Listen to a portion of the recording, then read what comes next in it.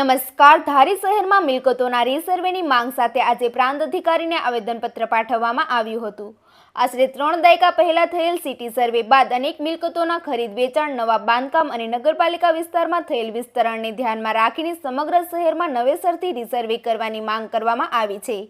આ અભિયાનને શાંતિલાલ પરમારના નેતૃત્વ હેઠળ મોટી સંખ્યામાં શહેરીજનોએ સમર્થન આપ્યું હતું. આ પ્રસંગે મનસુખ ભુવા, ગૌતમ દાફડા અને હિંમત ખેતરિયા સહિતના આગેવાનો ઉપસ્થિત રહ્યા હતા. વધુ સમાચાર માટે જોડાયેલા રહો આરપી ગુજરાત ન્યૂઝ, રાજકોટ.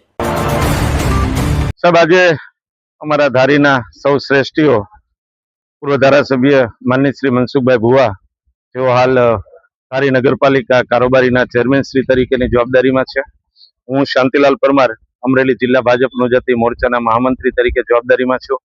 મારી સાથે નગરપાલિકાના સાથી સદસ્ય ગૌતમભાઈ દાફડા, શહેર ભાજપ અનુજાતિ મોરચાના પ્રમુખ હિંમતભાઈ ખેતરિયા, મહામંત્રી લાલજીભાઈ દાફડા સહિતની આખી ધારી નગરના સૌ શ્રેષ્ઠીઓની ટીમ મહેરબાન પ્રાંત કલેક્ટર શ્રી ધારીને રૂબરૂ મળીને આવેદનપત્ર આપ્યું છે કે ધારીનું આજથી 30 વર્ષ પહેલા સિટી સર્વે થયેલું, પરંતુ જે તે સમયે પ્રોપર્ટી કાર્ડ ઇસ્યુ થયેલા નથી, માત્ર સિટી સર્વે કાગળ ઉપર થયેલું છે. જે તે સમયે ભૂલ એ થઈ હતી કે સિટી સર્વે જ્યારે કરવામાં આવે ત્યારે એ ખાનગી જે મિલકત છે, રહેણાંક મિલકત, એના પ્રોપર્ટી હક ટાઇટલ ક્લિયર કરવાની જવાબદારી સરકારશ્રીની હોય છે.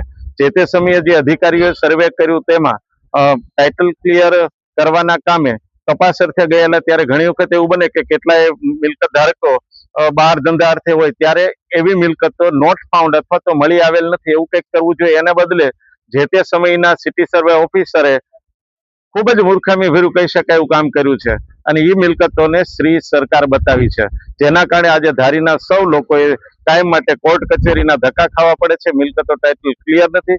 ઘણી વખત ઘણા કિસ્સાઓમાં તો એવું બન્યું છે કે 30 વર્ષ પહેલા જયારે સર્વે થયું અને આજે એટલો લાંબો સમય થયો તો કેટલાયના વાલી વારસો, મિલકત ધારકો મૃત્યુ પામ્યા છે. એના વારસદારો 2-3 પેઢી ટ્રાન્સફર થઈ ગઈ છે. કેટલી મિલકતો તો 8-10 વખત વેચાઈ ગઈ છે અને ત્યારે એવી મિલકતોનો આજે ટાઇટલ ક્લિયર કેવી રીતે થાય?